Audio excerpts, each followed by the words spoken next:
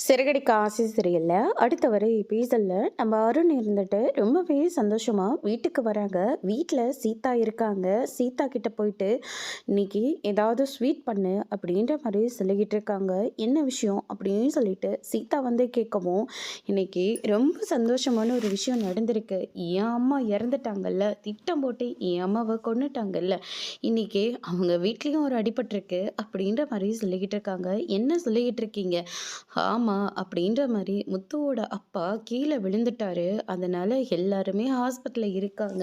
கை காலெல்லாம் பயங்கரமா அடிபட்டிருக்கு. அப்படின்ற மாரி சொல்லிக்கிட்டு இருக்காங்க. ஒருவேளை நீங்க தான் இது எல்லாத்தையும் பண்ணீங்களோ? மாமா பழி வாங்குறதுக்காக நீங்க தான் இப்படியெல்லாம் பண்ணீங்களா? அப்படின்னு சொல்லிட்டு கேட்கவும், அருண் இருந்துட்டு, ஆமா நான் தான் ஆள் வச்சு இது எல்லாத்தையும் பண்ணேன். அப்படின்ற மாரி சொல்றாங்க. இத கேட்டோனே சீதா வந்து பயங்கரமா ஷாக் ஆகுறாங்க. அதுக்கு அடுத்ததா இந்த சைடு நம்ம மீனா இருந்துட்டு ரொம்பவே ஃபீல் பண்ணிக்கிட்டு அவங்களுடைய வீட்டுக்கு வராங்க. அதுக்கு அடுத்ததா சந்திரா இருந்துட்டு, "என்ன ஆச்சு? ஏன் மீனா அப்படி அழுந்துகிட்டு இருக்க? மறுபடியும் உன் மாமியார் ஏதாவது ஒண்ணு சொன்னாங்களா?"